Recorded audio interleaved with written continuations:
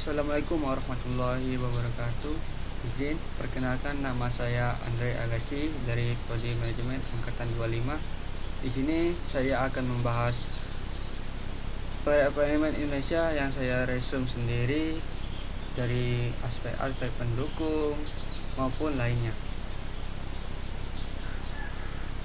Yang pertama adalah faktor geografi yang disebutkan oleh aspek-aspek pendukung perekonomian Indonesia.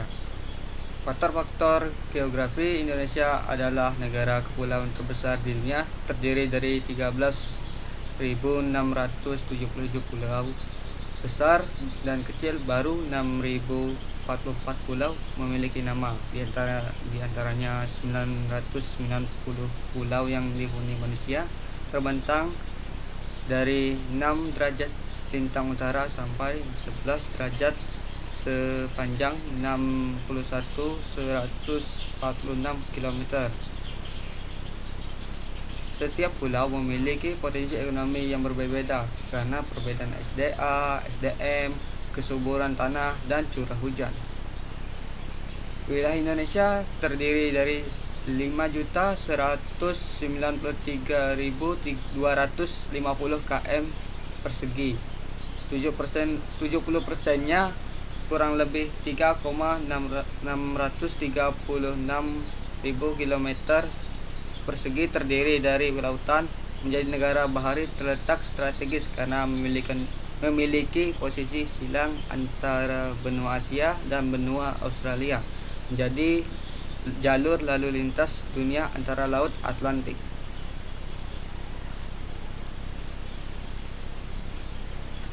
Menghadapi kesulitan komunikasi dan transportasi antar pulau, daerah baik untuk mengangkut barang maupun penumpang. Arus barang tidak lancar, perbedaan harga barang yang tajam, perbedaan kesempatan pendidikan dan kesempatan kerja. Semua itu merupakan potensi kesenjangan yang ada di aspek-aspek pendukung perekonomian Indonesia. Faktor yang kedua, faktor demografi. Indonesia negara nomor 4 di dunia karena berpenduduk lebih dari 310 juta orang. Penyebaran penduduk tidak merata, 2/3 tinggal di Pulau Jawa, sebagian besar hidup di pedesaan yang berfokus pada pertanian. Bermata pencaharian sebagai petani kecil yang buruh tani dengan upah yang sangat rendah. Mutu SDM kurang lebih 80% angkatan kerja berpendidikan SD. Produktivitas rendah karena taraf hidup yang rendah. Konsumsi rata-rata penduduk Indonesia sebesar 82.226 per bulan pada tahun 1993. Namun 82% penduduk berpendapat di bawah 6.000 per bulan. Per kapita Sapir 1996 maksudnya. Yang ketiga, faktor sosial dan budaya dan politik. Sosial bangsa Indonesia terdiri dari banyak suku heterogen dengan beragam budaya, adat istiadat, tata nilai agama, dan kepercayaan yang berbeda-beda. Karena perbedaan latar belakang, pengetahuan, dan kemampuan yang tidak sama, maka visi, persepsi, interpretasi, dan reaksi visi, persepsi, interpretasi, dan reaksi aksi mereka terhadap isu-isu yang sama bisa berbeda, yang sering kali menimbulkan konflik sosial. Budaya bangsa Indonesia memiliki banyak budaya daerah, banyak bermacam-macam gaya kehidupan dan budaya kehidupan bangsa Indonesia.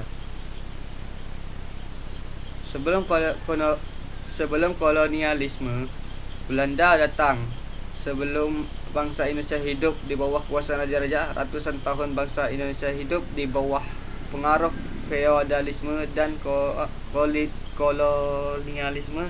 Ciri utama feodalisme antara lain adalah kultus individu yang mengutamakan raja yang selalu diagungkan. Ciri utama kolonialisme antara lain adalah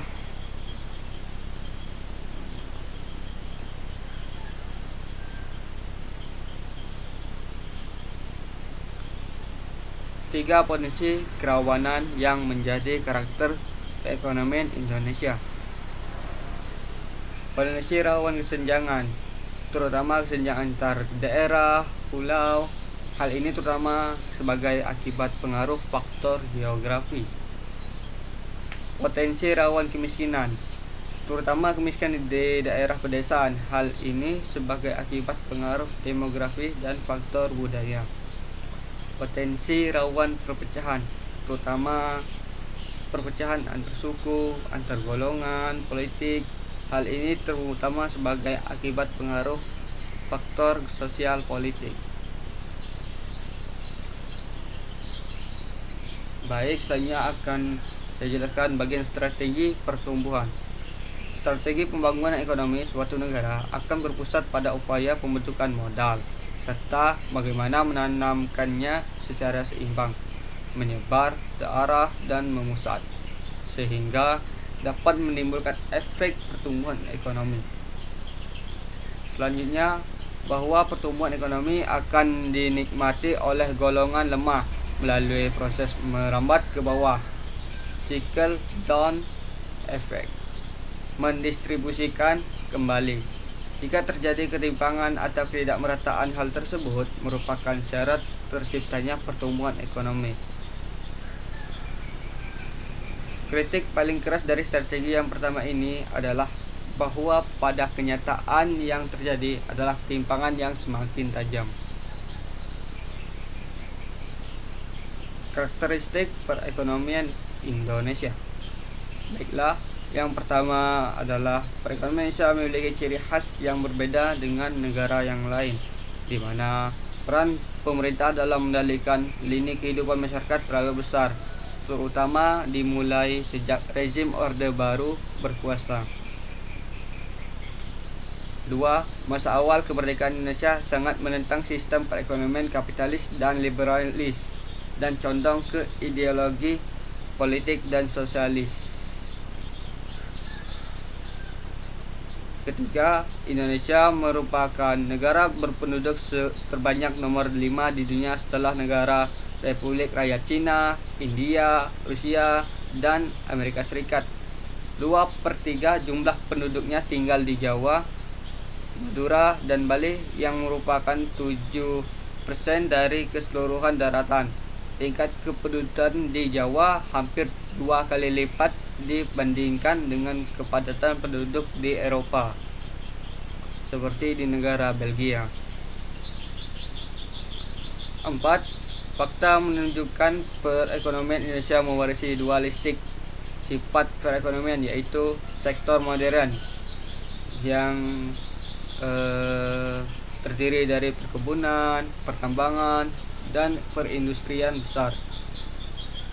Yang kedua, sektor tradisional, pertanian, kerajinan tangan, dan perdagangan kecil seperti UMKM. Aspek pendapatan dan kekayaan Indonesia termasuk rendah dibandingkan negara lain, walau kekayaan alam melimpah.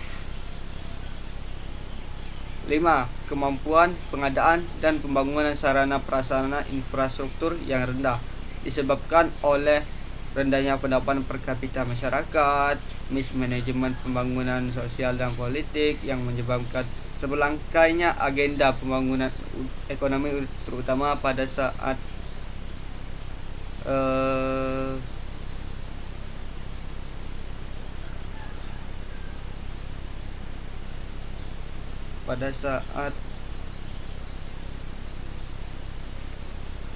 gitulah. Ekonomi Indonesia triwulan 3 2005 tumbuh 5,04%. Di sini ada perbandingan dari triwulan 3 2024, triwulan 2 2025, triwulan 3 2025. Pada triwulan 3 2024, angka pertumbuhan ADHK yang pertama itu adalah 3,79,5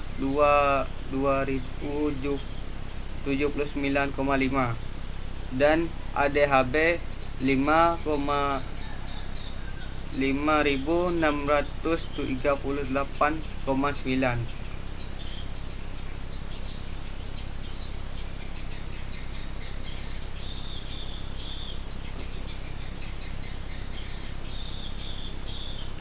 Untuk triwulan 2 2025, ADHK sebesar 3.396,3 dan ADHB 5.947,0 untuk ADHB. Dan untuk triwulan 3 pada tahun 2025 sebesar 3.444,8 dan 6.060,0 untuk ADHB. Ini menunjukkan bahwa peningkatan ekonomi Indonesia pada tahun triwulan 3 2025 tumbuh sebesar 5,0,4%.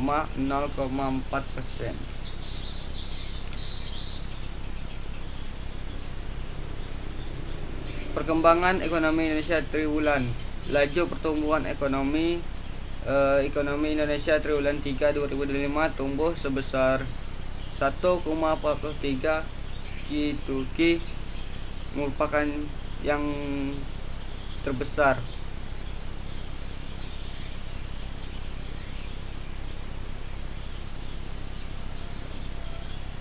Nah, distribusi dan pertumbuhan PDB menurut lapangan usaha triwulan 3 2025. Sebagian besar lapangan usaha tumbuh positif pada triwulan 3 2025. 5 lapangan usaha dengan kontribusi terbesar terhadap ekonomi, yakni industri pengolahan, pertanian, perdagangan, dan konstruksi menunjukkan pertumbuhan positif. Sedangkan pertambangan menunjukkan pertumbuhan negatif. Lapangan usaha dengan pertumbuhan tinggi meliputi jasa pendidikan, didorong oleh dimulainya tahun ajaran baru dan peningkatan belanja fungsi pendidikan. Jasa pengurusan didorong oleh peningkatan pendapatan jasa persewaan peralatan dan jasa profesional. Jasa lainnya ditopang oleh meningkatnya jumlah pengolahan wisatawan Nusantara dan kunjungan wisatawan mancanegara.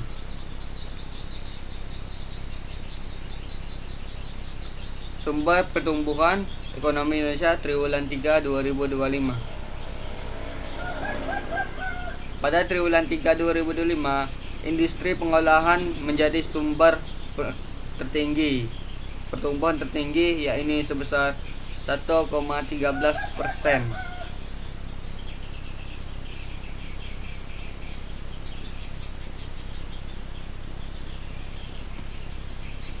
Perkembangan pertumbuhan beberapa lapangan usaha. Industri pengolahan tumbuh didorong oleh permintaan domestik dan luar negeri. Industri makanan dan minuman tumbuh 6,49%, utamanya didorong oleh peningkatan produksi untuk crude palm oil dan penurunan industri logam dasar tumbuh sebesar 18,62 sejalan dengan peningkatan permintaan luar negeri dan produk logam dasar khususnya besi dan baja. Perdagangan besar dan eceran, reproduksi mobil dan sepeda motor tumbuh seiring peningkatan suplai domestik.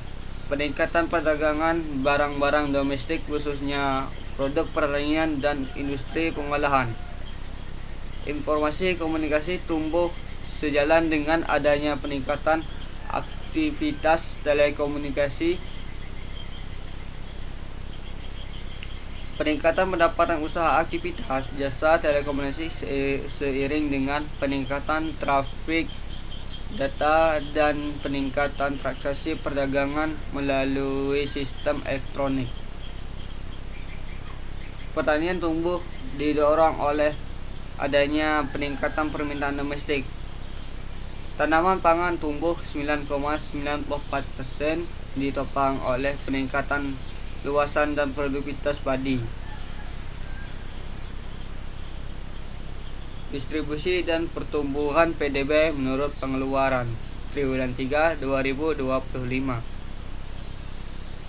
Konsumsi rumah tangga dan PMTB merupakan komponen dengan kontribusi terbesar terhadap ekonomi pada triwulan 3 2025 dengan total kontribusi sebesar 82,23%. Seluruh komponen pengeluaran tumbuh positif pada triwulan 3 2025. Ekspor mengalami pertumbuhan paling tinggi dibanding dengan lain yang didorong oleh kenaikan nilai dan volume ekspor barang non-migas serta ekspor jasa.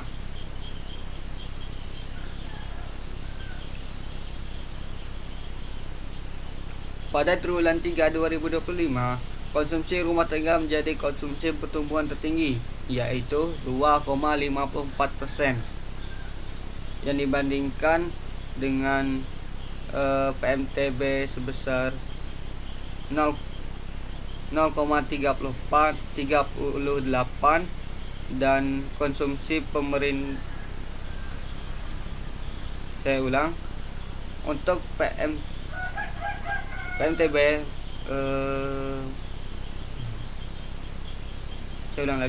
konsumsi rumah tangga sebesar 2,54, untuk konsumsi pemerintah sebesar 0,38 dan next ekspor 2,15.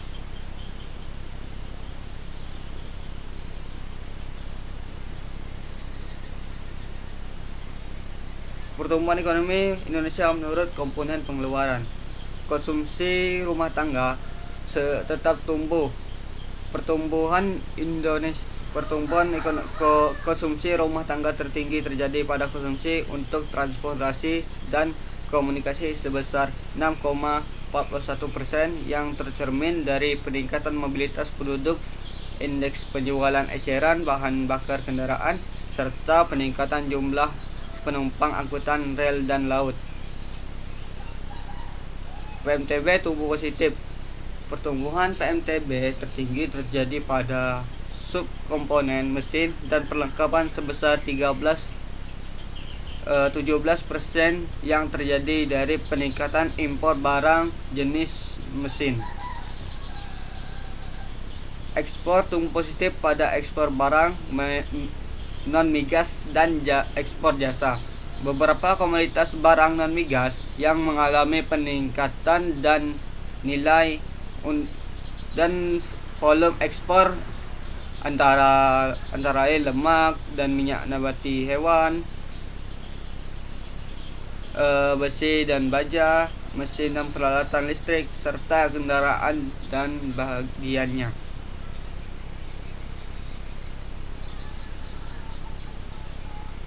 Pada semua wilayah, pertumbuhan ekonomi Indonesia pada triwulan 3 2025 tumbuh positif di semua wilayah. Secara spasial, pertumbuhan ekonomi tertinggi berada di Sulawesi.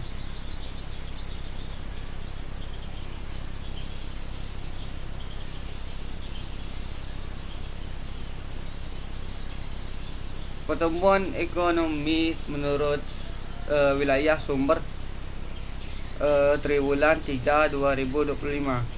Sumatera yang tertinggi adalah Sumatera Utara sebesar 1,06%. Untuk Jawa yang tertinggi yaitu DKI Jakarta yang sebesar 1,38%. Bali dan Nusa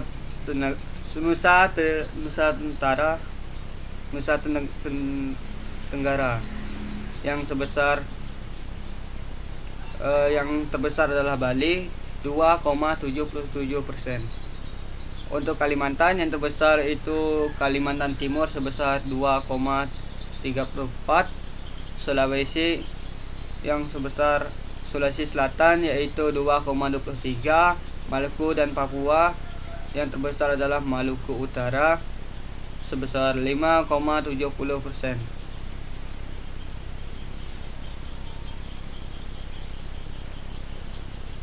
Ringkasan pertumbuhan ekonomi triwulan Indonesia yang ketiga 2025.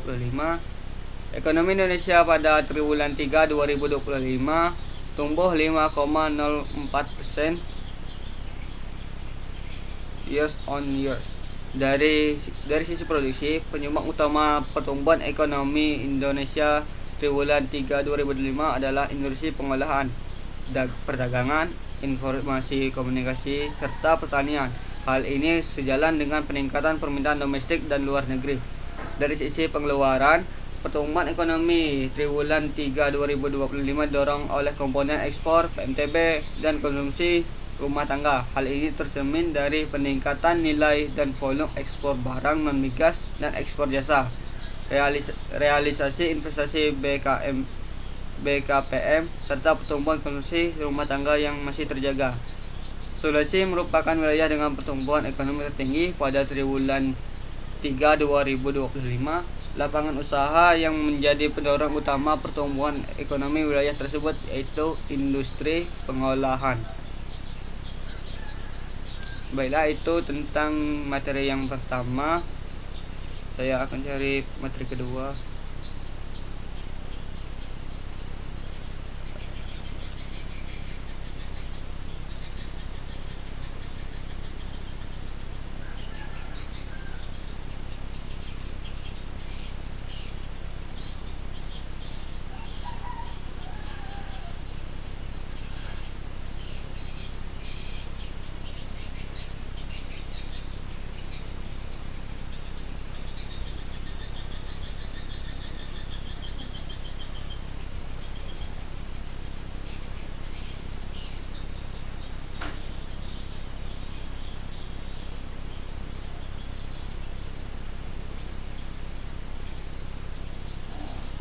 Pertemuan kedua adalah perekonomian Indonesia, pendekatan teoritis pembangunan dan pertumbuhan ekonomi.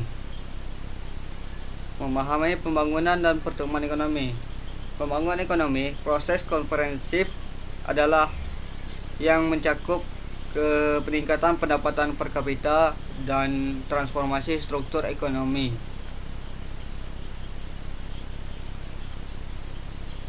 Secara menyeluruh dengan fokus pada kesejahteraan masyarakat. Pertumbuhan ekonomi, kenaikan output atau pendapatan nasional dalam periode tertentu. Biasanya diukur melalui peningkatan produk domestik bruto yang bisa disingkat oleh PDB.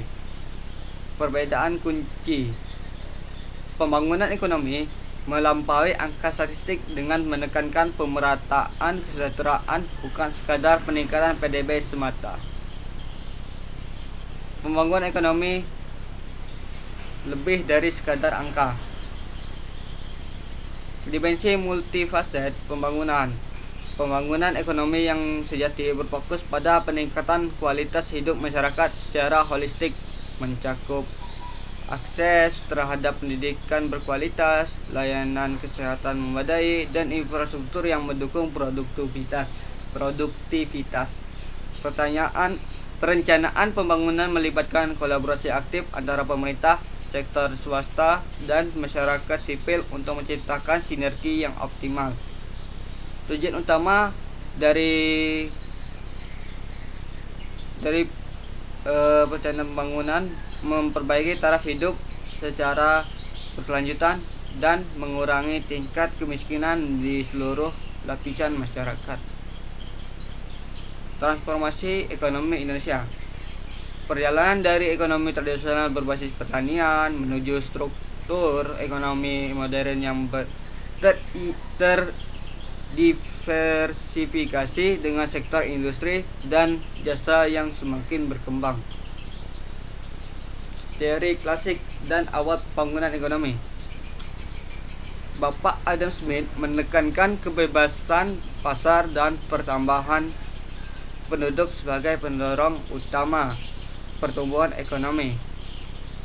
Bapak David Ricardo memperingatkan risiko kelebihan tenaga kerja yang dapat menyebabkan stagnasi upah.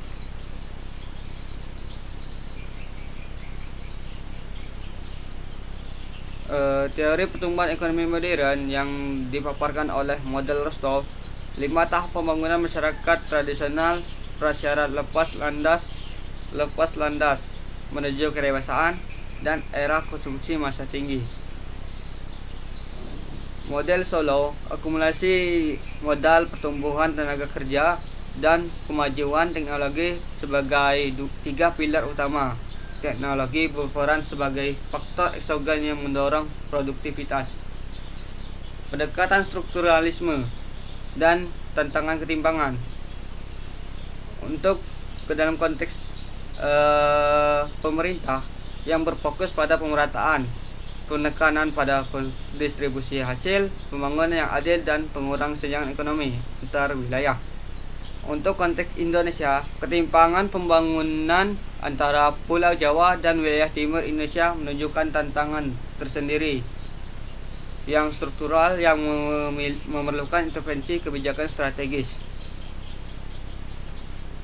Determinan pembangunan ekonomi di Indonesia. Intervensi kebijakan, investasi domestik dan asing serta kebijakan pemerintah yang kondusif sebagai fondasi pertumbuhan. Ini didukung oleh kualitas SDM, peningkatan pendidikan dan keterampilan tenaga kerja untuk produktivitas optimal. Hal pendukung lainnya adalah infrastruktur untuk meningkatkan produktivitas dan konektivitas ekonomi yang disertai oleh digitalisasi dan pembangunan infrastruktur fisik. Diversifikasi, mengurangi ketergantungan pada komunitas melalui perkembangan sektor teknologi dan industri. Trade-off antara pertumbuhan dan pemerataan. Dilema kebijakan yang fokus pada pertumbuhan ekonomi tinggi yang merupakan pemerataan pendapatan menciptakan kesenjangan sosial yang lebih besar. Redistribusi with crown, strategi memacu pertumbuhan ekonomi sekaligus melakukan redistribusi pendapatan untuk mencapai keseimbangan optimal. Strategi implementasi proyek pembangunan pada karya yang menyerap tenaga kerja lokal. Peran teknologi dan ekonomi digital. Faktor teknologi eksogen yaitu teori Solow, kemajuan teknologi berperan sebagai faktor eksogen yang dari luar untuk meningkatkan produktivitas total faktor produksi secara signifikan. Faktor ekonomi digital, transformasi digital yang mendukung perdagangan seperti elektronik, fintech dan inovasi bisnis model yang memperluas akses pasar di era modern. Akses digital, informasi dan teknologi informasi menjadi kebutuhan primer masyarakat milenial, mendorong siklus ekonomi dan partisipasi digital.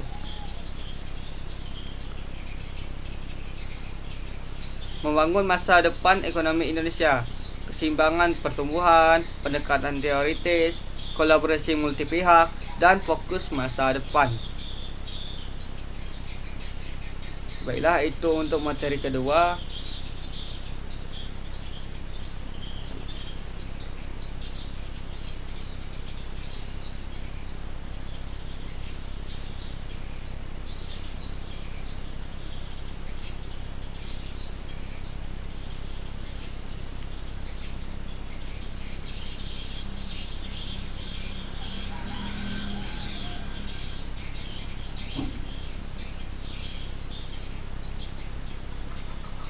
Sejarah perekonomian Indonesia dari masa kolonial ke era modern. Tujuan dari materi ini untuk mengeksplorasi jejak perjalanan ekonomi bangsa dari masa lalu hingga potensi di masa depan. Pada masa prakolonial dan kolonial, fondasi ekonomi Nusantara.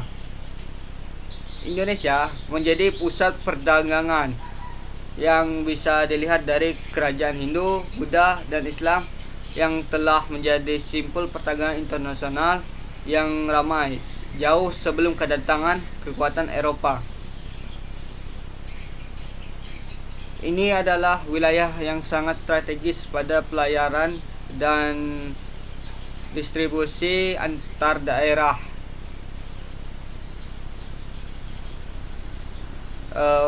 Pada masa dominasi VOC, Belanda melalui VOC menguasai perdagangan dan eksploitasi sumber daya selama 350 tahun, membentuk struktur ekonomi yang eksploitatif.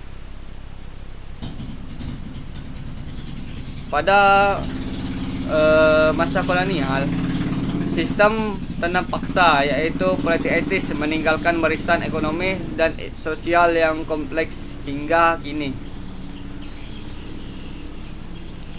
Pada tahun kolonialisme ada pembangunan, ada kasus mereka itu dibayar, tetapi pada pemerintah itu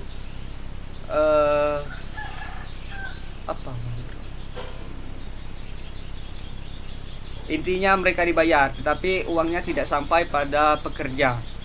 Itu nggak tahu benar tak.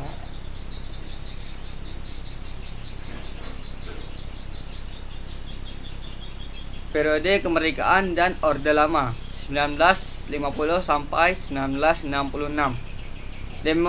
Demokrasi liberal. Pertumbuhan ekonomi awal yang menjanjikan 6,5% antara 1952 sampai 1958 dibayangi oleh inflasi tinggi dan hiperinflasi ekstrim pada tahun 1966.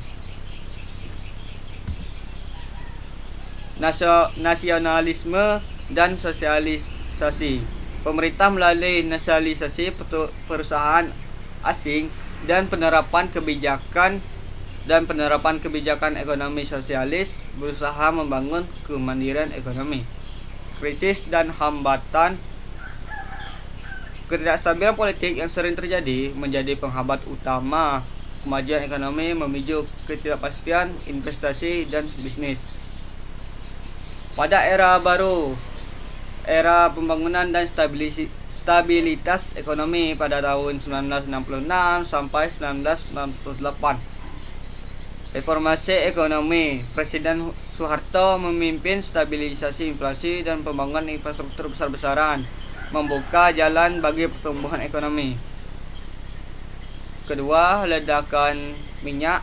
Pada 1970-an, banyak ekspor minyak melonjak, menyumbang 70% anggaran negara, namun juga memicu masalah korupsi dan inflasi.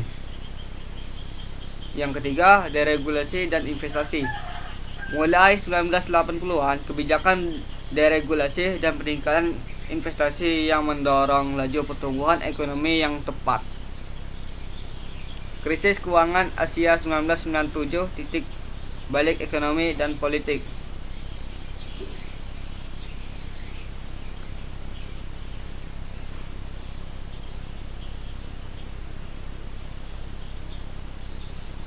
Dampak langsung itu ada cerminan pada krisis keuangan pada tahun 1997. Untuk efek sosialnya, banyak masyarakat yang memiliki kemunduran pada angka kemiskinan sangat melonjak tinggi.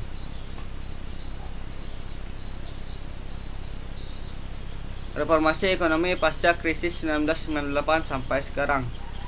Pemulihan cepat ekonomi Indonesia berhasil pulih dengan pertumbuhan stabil di atas 5% sejak awal 2000-an, menunjukkan resiliensi yang kuat. Diversifikasi sektor. Tergantungan pada minyak berkurang. Ekonomi semakin terdiversifikasi ke sektor manufaktur, jasa, dan ekonomi digital yang berkembang pesat. Peran global.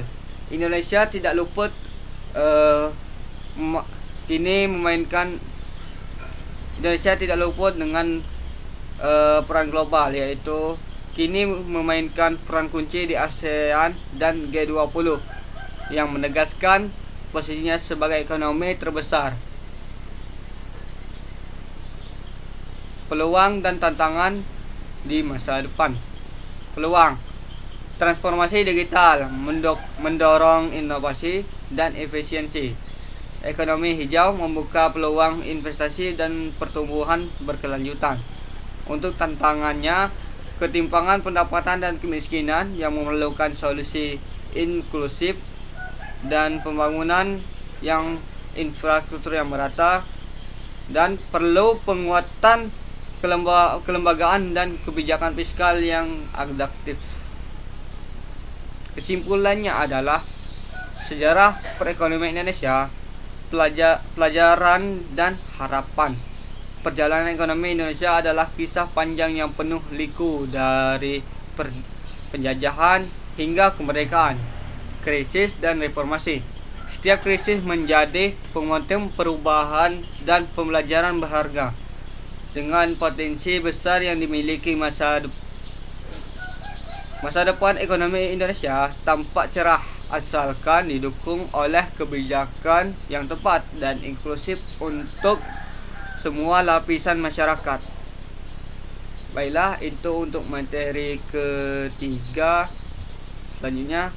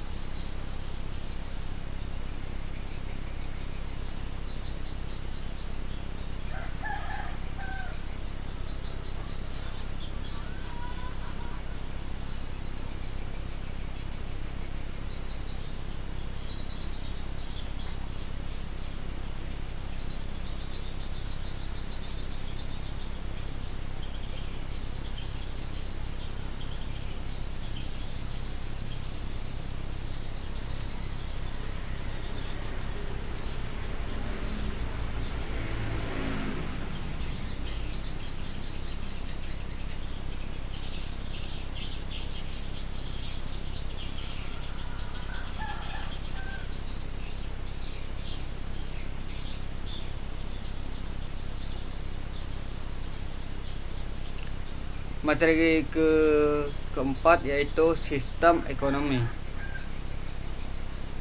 Jenis-jenis sistem ekonomi. Yang pertama adalah kapitalisme, yang berfokus pada sistem ekonomi yang didasarkan pada kepemilikan pribadi, persaingan bebas dan mekanisme pasar. Yang kedua adalah sosialisme, sistem ekonomi yang menekankan kepemilikan bersama atas alat produksi dan distribusi dengan intervensi pemerintah yang kuat. Sistem campuran. Ini adalah gabungan antara kapitalis dan sosialisme dengan kombinasi kepemilikan pribadi dan intervensi pemerintah.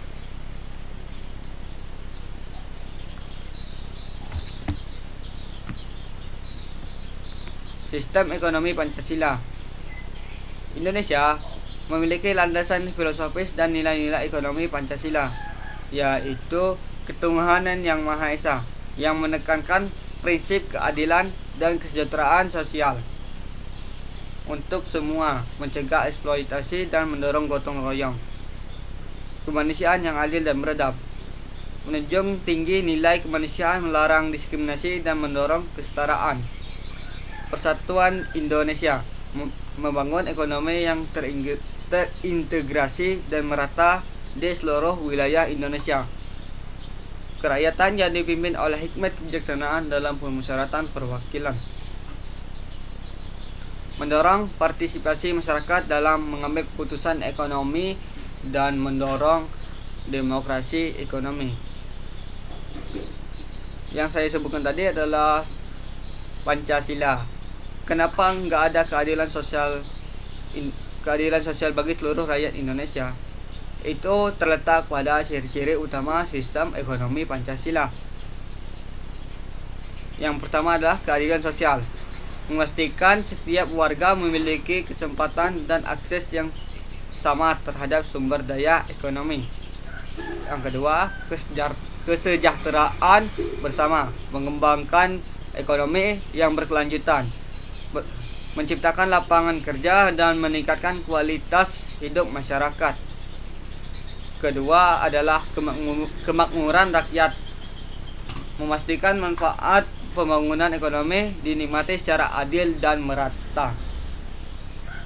Peran negara dalam sistem ekonomi Pancasila. Peran negara yang pertama yaitu menetapkan regulasi, aturan, dan kebijakan yang adil dan transparan yang untuk mengatur kegiatan ekonomi. Peran negara untuk membangun infrastruktur yang memadai untuk menunjang pertumbuhan ekonomi dan pengembangan wilayah. Sosialisasi, mempromosikan budaya kerja keras, etos kerja, dan penerapan nilai-nilai Pancasila dalam kegiatan ekonomi. Peran swasta dan koperasi dalam sistem ekonomi Pancasila. Untuk sistem swasta dan koperasi memiliki peran penting dalam menciptakan lapangan pekerjaan dan produktivitas untuk mendorong inovasi. Untuk koperasi tersendiri adalah membangun ekonomi rakyat, menguatkan perekonomian lokal, dan memberdayakan masyarakat. Implementasi sistem ekonomi Pancasila di Indonesia. Pada masa Orde Baru, penerapan kebijakan pembangunan ekonomi dengan fokus pada pertumbuhan ekonomi.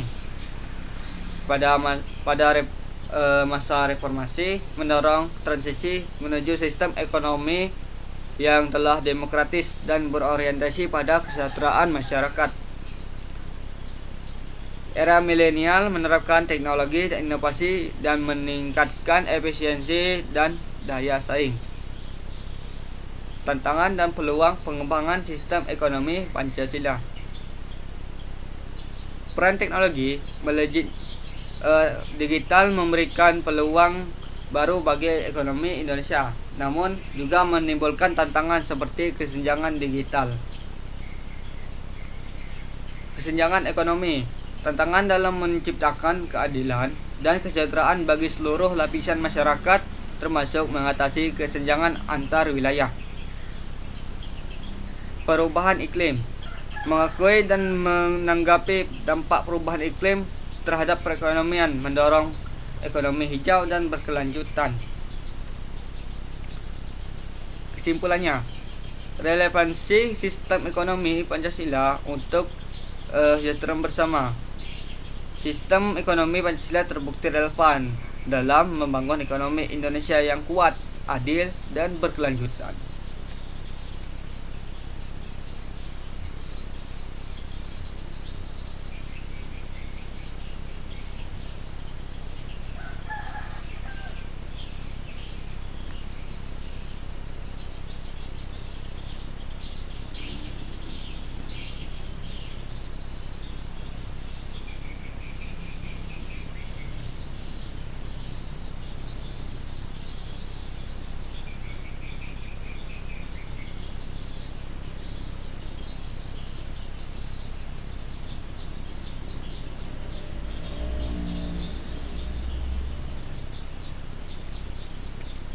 Baiklah, untuk materi yang kelima yaitu pendapatan nasional dan pertumbuhan ekonomi Indonesia. Apa itu pendapatan nasional? Pendapatan nasional adalah total dari seluruh barang dan jasa akhir yang dihasilkan oleh warga bernegara dalam suatu periode tertentu, biasanya 1 tahun. Konsep ini menjadi tolak ukur utama untuk mengukur kesejahteraan ekonomi dan negara secara makro. Mengapa penting? Menggambarkan kapasitas dan produktivitas dan ekonomi dan produktivitas ekonomi dan standar hidup rata penduduk. Periode ukur dihitung per tahun antara per kuartal atau memantau dinamika ekonomi. Komponen pendapatan nasional. Pendapatan nasional terdiri dari berbagai komponen yang mencerminkan aktivitas ekonomi seluruh pelaku rumah tangga, perusahaan, dan pemerintah. Sumber pendapatan utama yaitu upah tenaga kerja, sewa tanah, bunga modal, dan keuntungan perusahaan. Apa itu PDB dan PNB? PDB adalah pendapatan domestik bruto, yaitu yang berpusat pada ruang lingkup wilayah Indonesia atau regional. Untuk PNB adalah pendapatan warga atau rakyat Indonesia di negara lain. PDB versus PNB. PDB mengukur produksi di dalam negeri. PNB mencakup pendapatan warga di luar negeri. Itu yang saya maksud tadi. Maksud perhitungan pendapatan nasional terdapat 3 pendekatan utama yang saling melengkapi untuk menghitung pendapatan nasional secara akurat. Metode produksi menjumlahkan nilai tambah seluruh sektor ekonomi, pertanian, industri, dan jasa. Metode pendapatan menghitung secara total faktor pendapatan produksi, upah seperti upah, sewa, bunga, dan laba. Metode pengeluaran total konsumsi ditambah investasi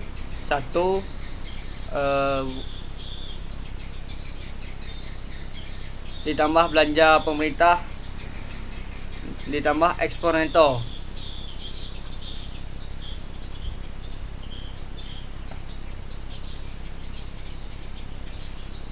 Pertumbuhan ekonomi, definisi dan pentingnya. Pertumbuhan ekonomi diukur dari persentase kenaikan pendapatan nasional real dari satu periode ke periode berikutnya. Indikator ini menjadi barometer utama kesehatan ekonomi, menekankan seberapa cepat suatu negara bergerak menuju kemajuan dan peningkatan taraf hidup masyarakat. Faktor-faktor yang mempengaruhi pertumbuhan ekonomi. Investasi dan PMTB. Pembentukan modal tetap bruto menjadi mesin pertumbuhan melalui pembangunan infrastruktur dan kapasitas produksi. Konsumsi dan belanja pemerintah. Konsumsi rumah tangga menyumbang porsi terbesar PDB, diperkuat dari stimulus fiskal dan pemerintah.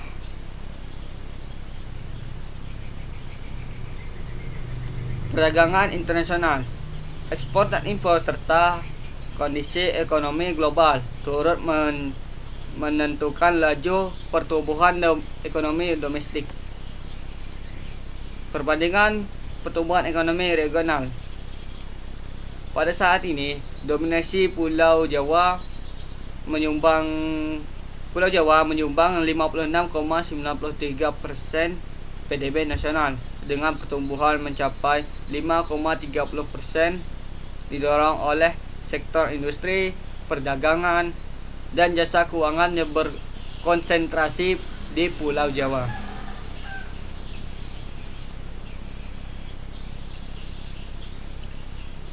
Keuangan yang terkonsentrasi di wilayah ini Sumatera, Kalimantan, Sulawesi, serta wilayah timur Indonesia yang mencatat positif, menandakan pemerataan aktivitas ekonomi yang semakin baik. Dampak pertumbuhan ekonomi terhadap pendapatan masyarakat. Pendapatan bulanan masyarakat sebesar 5-7 juta. Rata-rata pendapatan per kapita masyarakat Indonesia pada tahun 2025. Ini adalah angka kemiskinan menurun sehingga Angka kemiskinan menurun seiring peningkatan lapangan kerja dan daya beli masyarakat.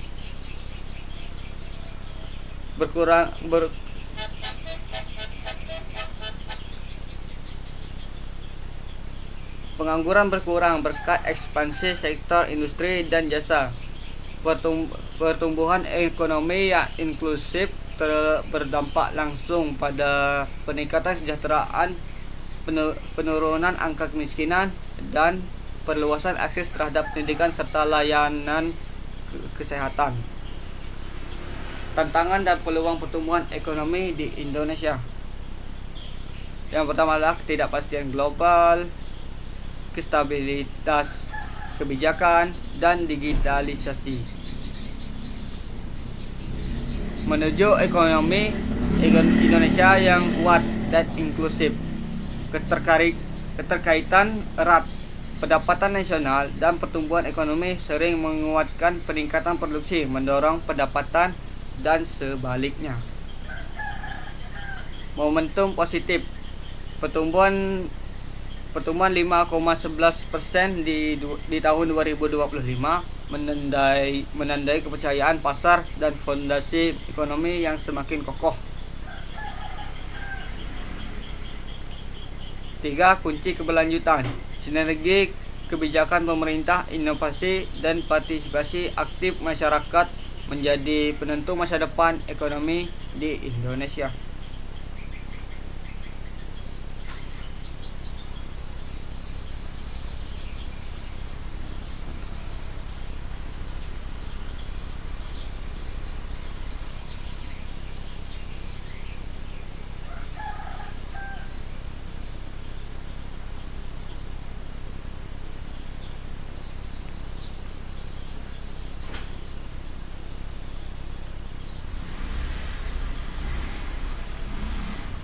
Saya akan jelaskan untuk materi yang terakhir, yaitu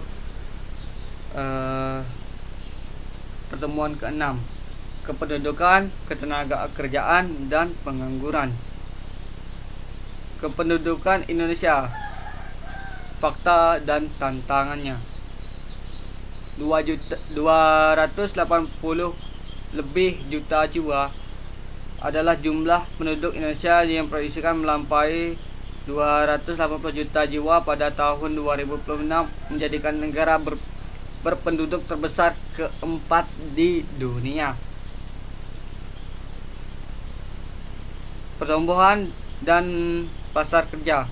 Laju pertumbuhan penduduk secara langsung memengaruhi dinamika pasar tenaga kerja dan kebutuhan akan lapangan pekerjaan baru. Untuk tantangan lainnya, distribusi tidak merata. Konsentrasi pendudukan di Pulau Jawa menciptakan ketimpangan dan ketenaga kerjaan antar wilayah dan tantangan pembangunan ekonomi regional. Angkatan kerja dan partisipasi kerja.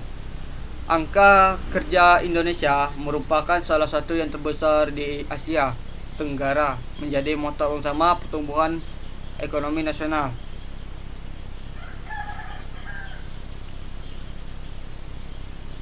Angkatan kerja per November 2025 dari BPS, Badan Pembangunan Statistik, sebesar 155 lebih M. Untuk tingkat partisipasi angkatan kerja sebesar 70-72%. Tingkat partisipasi angkatan kerja atau bisa disebut atau disingkat TPAK. Definisi dan konsep pengangguran. Pengangguran adalah individu dalam usia kerja yang tidak bekerja, sedang aktif mencari pekerjaan dan siap untuk bekerja apabila tersedia kesempatan. Pengangguran merupakan isu kompleks yang mencakup berbagai jenis dan dimensi, mulai dari friksional, struktural, musiman, siklikal, hingga terselubung. Dampak tidak hanya bersifat ekonomi, menurunkan kesejahteraan masyarakat tetapi juga sosial, seperti meningkatkan potensi kriminalitas dan ketidakstabilan sosial. Jenis-jenis pengangguran di Indonesia: friksional, ada jeda waktu alami saat seseorang berpindah atau mencari pekerjaan baru, bersifat sementara dan sulit dihindari. Struktural,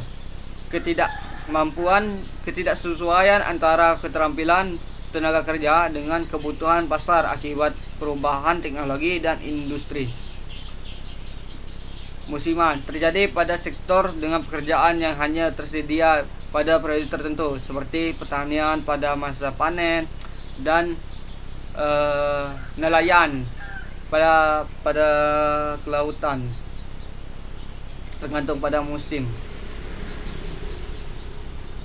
Siklikal, dipicu oleh penurunan atau resesi ekonomi yang menyebabkan berkurangnya permintaan tenaga kerja secara luas.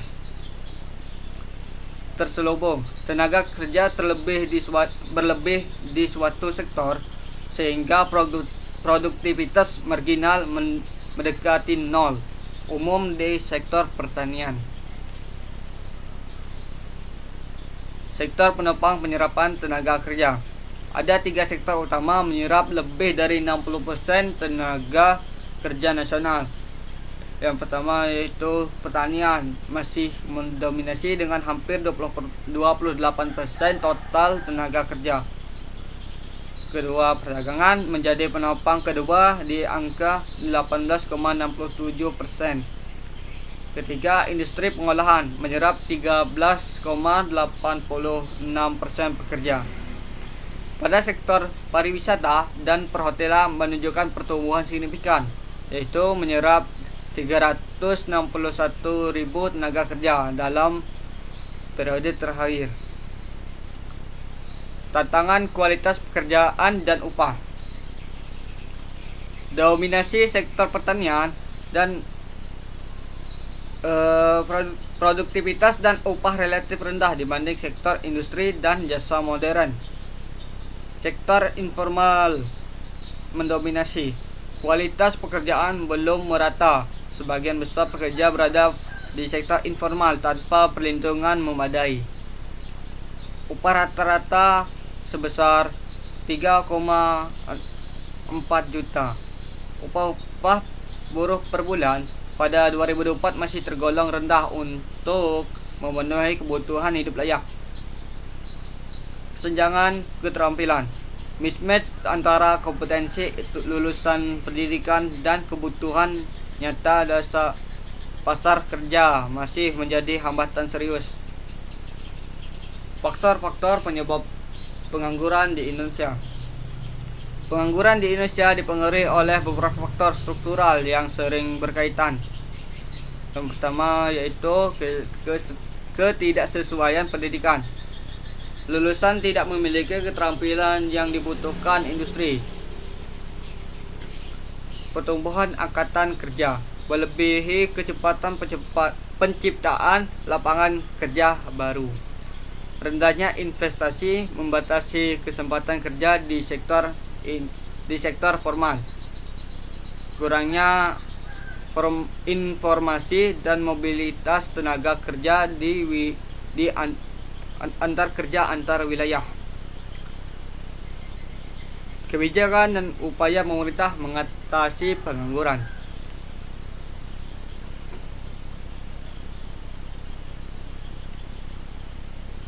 Pelatihan vokasi dan reskilling.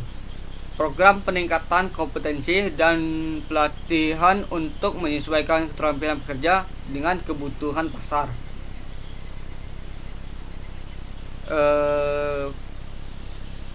Peningkatan investasi, pengembangan sektor pada karya dan mendorong investasi domestik maupun asing untuk membuka lapangan kerja. Penempatan TKI. Dukungan penempatan tenaga kerja Indonesia di luar negeri sesuai UU nomor 39/2004 untuk memperluas akses pekerjaan. Stimulus fiskal, program padat kerja dan stimulus ekonomi untuk mengurangi pengangguran akibat masa perlambatan ekonomi. Dampak pengangguran terhadap perekonomian dan sosial. Penurunan daya beli. Pendapatan masyarakat merosot sehingga konsumsi domestik dan motor utama PDB ikut melemah. Kemiskinan dan kriminalitas. Peningkatan angka kemiskinan, putus sekolah, dan potensi kriminalitas mengancam stabilitas sosial. Hambatan pembangunan. Pertumbuhan ekonomi melambat dan serta pembangunan nasional menjadi sulit tercapai. Saya ulangi, pertumbuhan ekonomi melambat dan target pembangunan nasional menjadi sulit tercapai. Kesimpulan dan refleksi. Pemulihan pasca pandemi. Penurunan angka pengangguran menunjukkan tren positif pemulihan ekonomi Indonesia setelah pandemi COVID-19.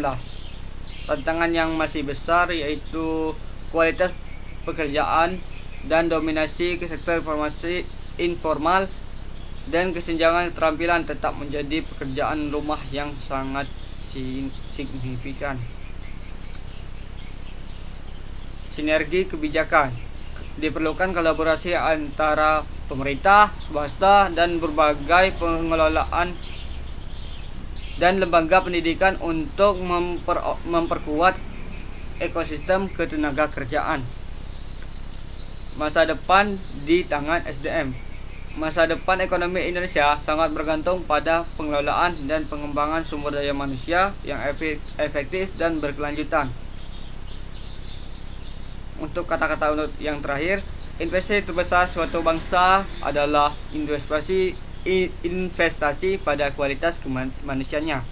Sekian, terima kasih dari saya. Saya akhiri. Wassalamualaikum warahmatullahi wabarakatuh.